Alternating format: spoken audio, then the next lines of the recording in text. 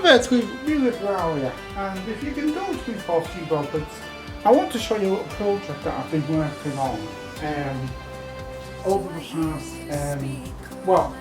past week a little bit. Now, to be quite aware, I'm just working on it for fun. It's just a fun thing to do, and it certainly is a spin on a classic board game that a lot of you probably have played. And indeed, I actually already had my own almost like customized version of this. But you could say that I've just been completely making a whole new game out of it this time, but using the Manopoly engine. If it was a video game, it's been using the Manopoly engine. It's based on Manopoly, but it's called Primal Manopoly. I just want to teach you the basics of how to play it. It's quite complex. And uses some different resources to what you probably get in the Manopoly box. So I'm going to set up a quick fake game and show you how it works. It's got quite a lot of good ideas behind it. I've laid it out this way. Now just check these and mix them together. You need these in a separate pile to these. You can tell I've been making like my own cards and stuff for it. This is the important pile. This here contains a bunch of D cards that are actually in the middle of the board and are shared because this information needs to be available to every player. As I said, it does work differently. It's not classic Monopoly in the sense, it's different. And I definitely hope some of you might even see it as quite a lot simpler because I'm not very good at maths. This is made to be minimally mathematic, but still very suspenseful. Okay. Some bits of it have come off, but that's absolutely fine. This game is made to have interchangeable squares on the fly, so I basically want to just put that back where it was, and I'll explain to you what all these symbols mean in a minute. So I did mention this is called Primal Manopoly. You're probably thinking, why has it got that title? It sounds quite sort of wild and sort of predatory. And yes, it is. It's almost like an idea what an Adrianic would make for their own versions of Manopoly. And I think basically trying to think from their perspective, what would they do? They're quite inventive, despite being a totally primal race, the Adrianics. So I'm just going to go through a quick fake game with you. It's going to be one player, myself, and I'm going to also need a bunch of these over here, as well as these. I need these all for now because at the moment the original text and stuff haven't been printed out yet. So I need to read these ones for now. Come on, what they're for, you'll see in a moment. Like I said, it is relatively quite complex. Setting the game up quite easy. All you do is put these in the middle. Everybody has to be able to dip into those, basically pick up the whole pile and look through them, because they contain the essential information of the games, and the stuff that you secret. For now, I will be using these. I'm making a set for the game, I'm going to be honest, but I'm going to be using these for this demo. So, it's a wad of photos that I've got, the special collection. I do have a lot of collections. Probably another one right here. Guess everything has times where it does that. Right, okay. So, what we're basically doing with you and basically explain what you're seeing here, what these symbols all do, and how to play Primal Manopoly. And bear in mind, this tutorial is probably totally for entertainment, because unless you make this yourself, you're probably never going to play this game. But you could, in theory, make it yourself. You could do it. So I'm going to go 2 squares. 1, 2. And I've landed on a symbol of an oryx. You probably can see there. What I do now is I look through these cards and I find the oryx in the cards. And if I find any of those, I have to go real. And here's the oryx. The oryx here you can see that there is a couple of different things written on this card. I don't know if the leg is going to focus for you. Pain in the butt.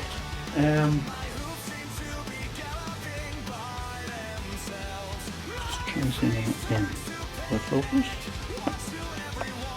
There we go.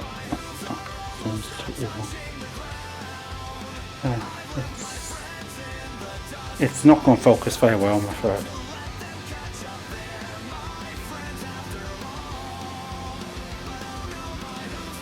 I think what I'm going to do is I'm going to just shut this curtain as well. That will help along a little bit.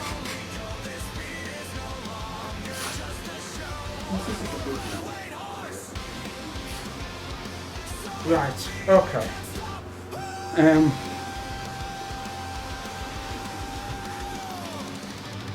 Right, yeah, here we are. Look at that. So you probably can see we have a capture, a buy PR, an eat in, a roasting and a devoured. Certainly sound like quite predatory stuff, but let me explain. Capture is the amount of points, the core points in this game by the way, that you pay to basically catch the animal. Now at the moment I've actually got one part of the set. I forgot to give myself the points. It's said that in the game you just give each player a handful of points. So that is enough for me. So basically I can say, right, I won 20. Now each point is worth 5. That is important to know. Almost like 5 pence coins. So 5, 10, 15. I did it in 5 to make it easy for myself. 20 because I'm not very good at maths. So I did it in 5 to make it really easy for myself. So 5, 10, 15, 20, and that is 3 coins paid. That gets paid to the bank. In this case, the bank is just there. And obviously they put them back in the tin once they're paid. And I now get an antelope. And I get the antelope from the photos. And yes, this game can be quite slow at the moment. And still like you setting it up. So it can be a slightly slower game. Yeah. I hope I've got an antelope at both stages. If I've got a gazelle, I'm going to let it go through. Even though strictly speaking I have antelope and gazelle as 2 separate species. So if I find a gazelle, I'm just going to let it go through this demo.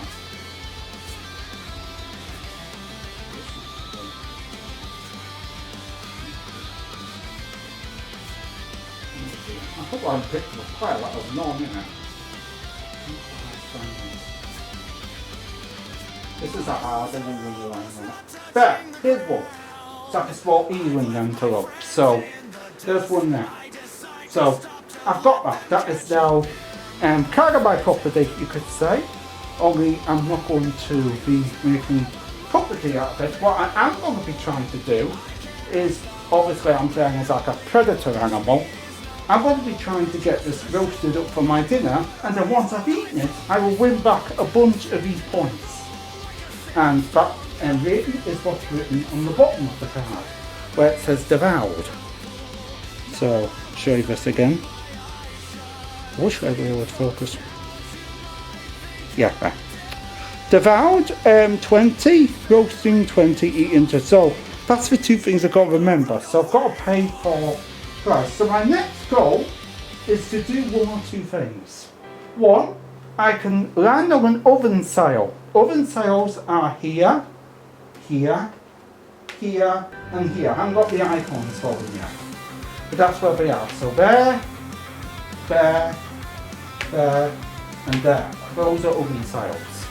Or I can land on a public oven, and public ovens are normally in the corners.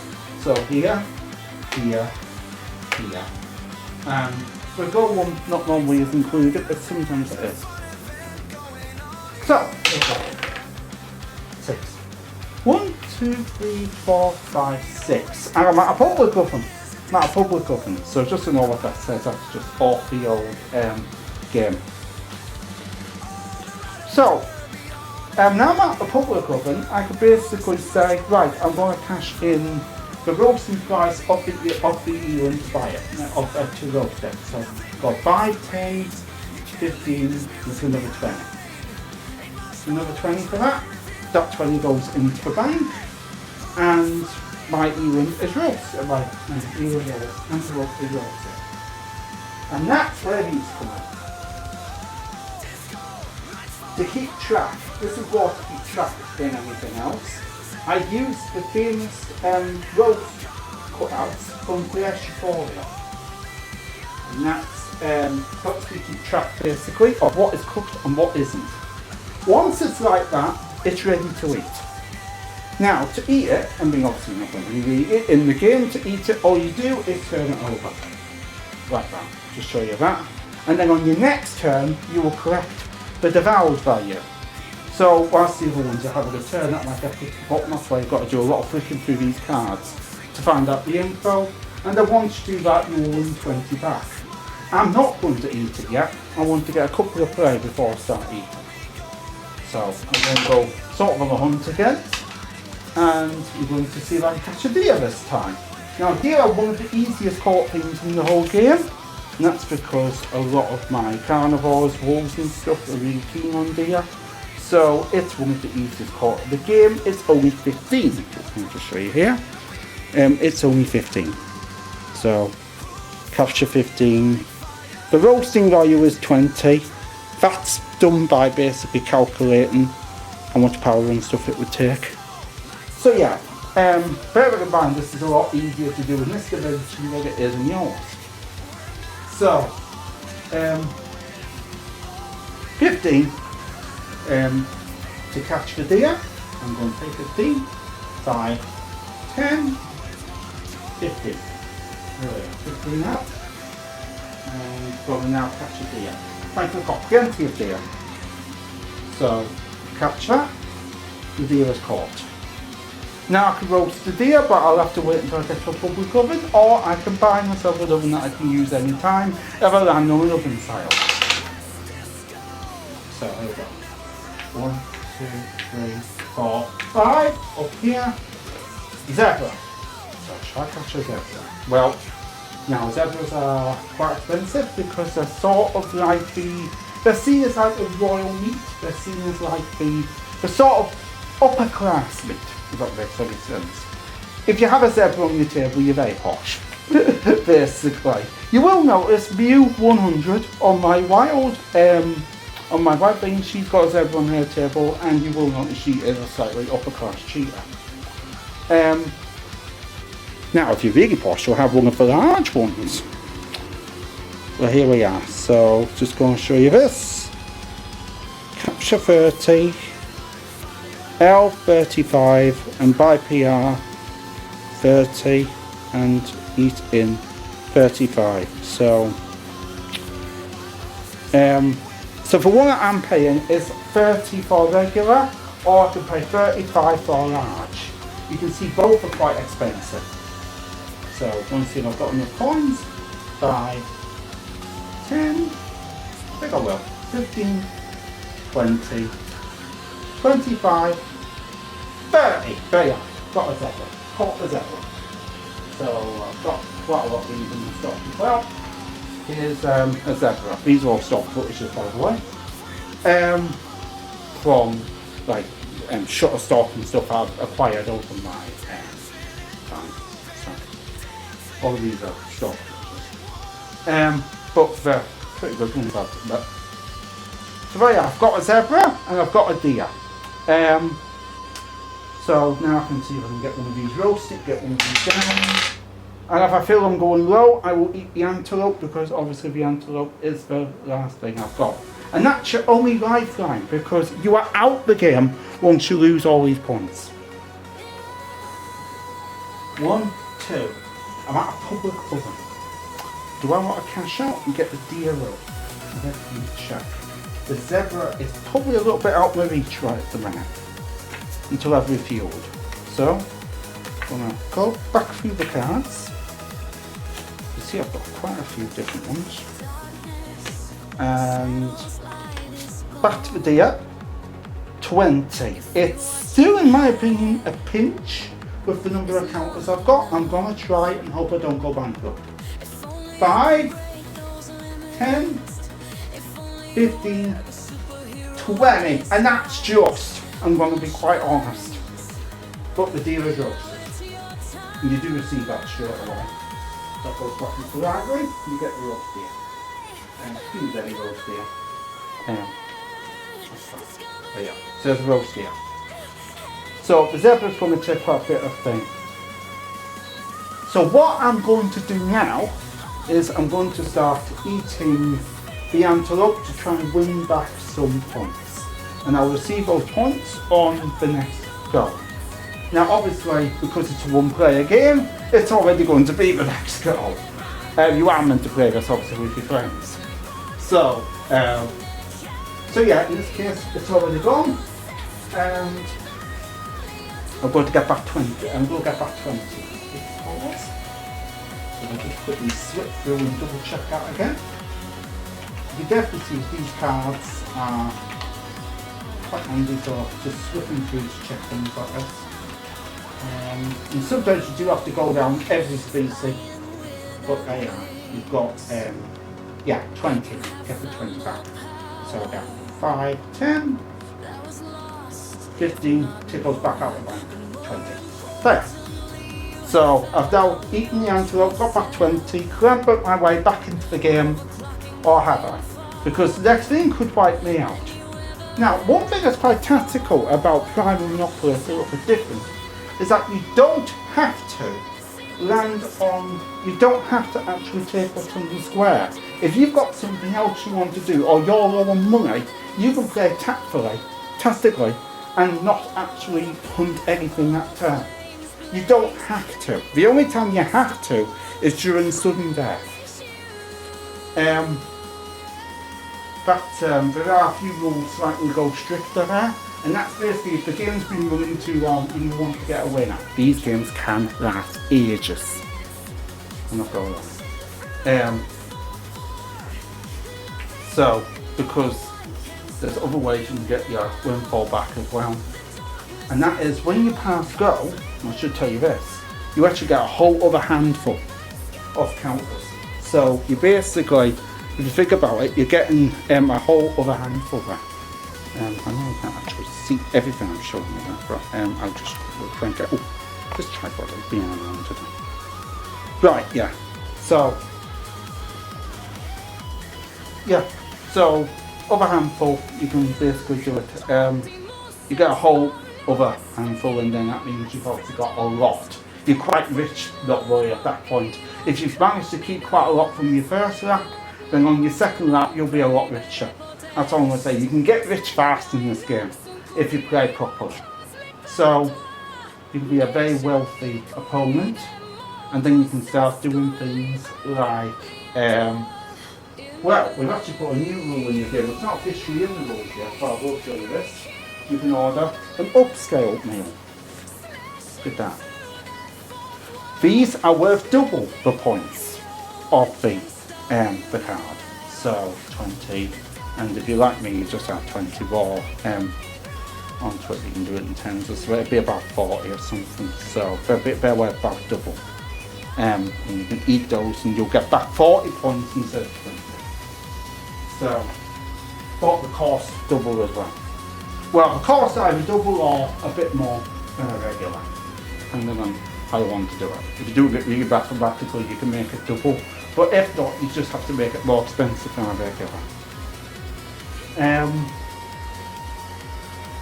then there's also a really cheap way to actually make your own upscales if you're clever enough. And I'll show you these here. These are the oven cards. If you go to an oven sale, so pretend I've landed on an oven sale. I've bought this oven. On the oven card, you have the buy price of the oven. Just let the camera clear again. You have the buy price. God's sakes.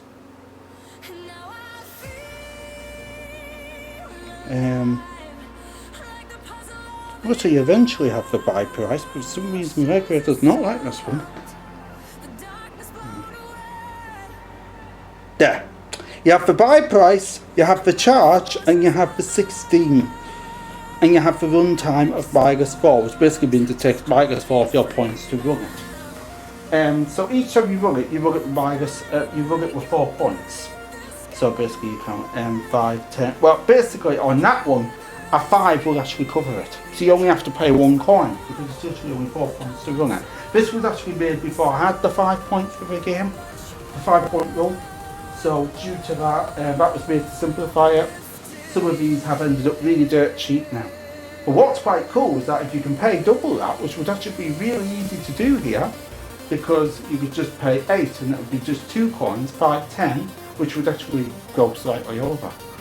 Then you can buy, you can actually create an upscale in your own oven, and then you can devour that for double the points back. So all this makes for a very tense game. So that's my little project, Primal Manopoly. Thank you so much for watching this. Hopefully you found this entertaining more than anything. Just going to put it all away again now. Check a bit of packing up as well. I'll keep those cards there. I'll just put the cards back where they were.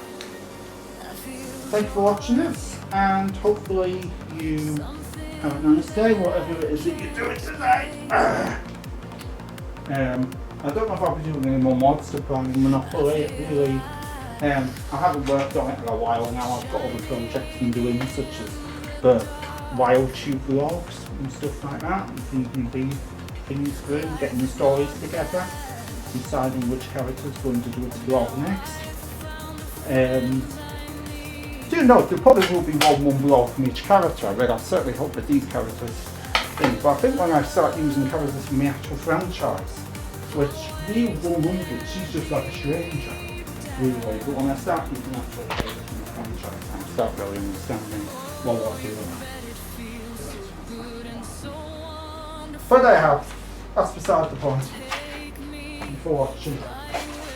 Look, pack all this up now. And if you saw where I've got all these different things, there's quite a lot to pack up here.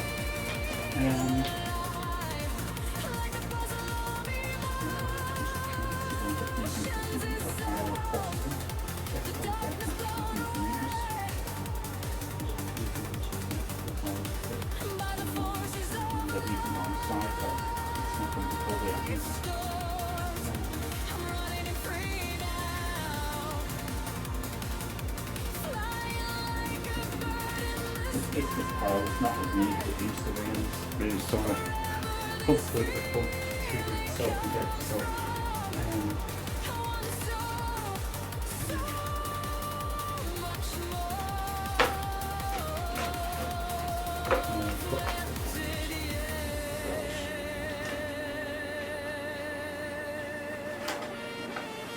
Right there. I'll keep those.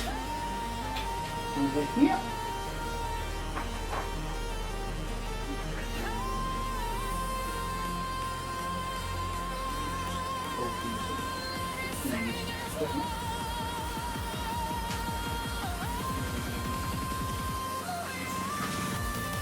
I just need to keep this collection quite nice because I use it for not just this game, I use this in quite a lot of different games I play with myself. So,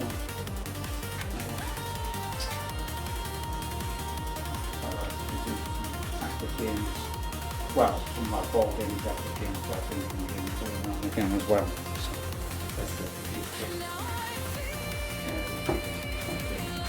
got started really good stuff. But I think that's probably the first time I've ever shown you one of my programs. I do lots of other programs, but some of them are very complicated. Some of them are quite simple. I think Primal Manopoly, I'd say it's in the middle. It can be quite complicated, but at the same time, it can be quite simple in some as well. Thank you very much.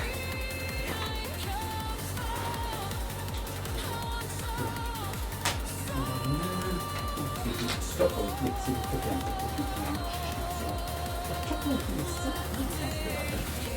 Put those in the side, that's quite a good idea. Oh,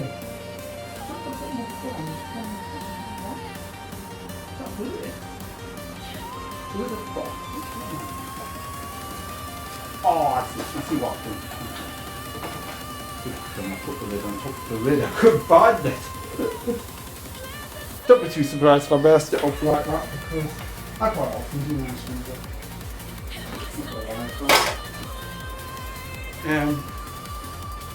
So I have to keep track of quite a lot of things. Which I've gone a bit. I do find that. But since I've developed my system, it's been a bit easier. Found my Manopoly back on the shelf. And thank you for watching. Hope you enjoyed this rather off-topic video from me. It's definitely different to most of my other ones. Goodbye.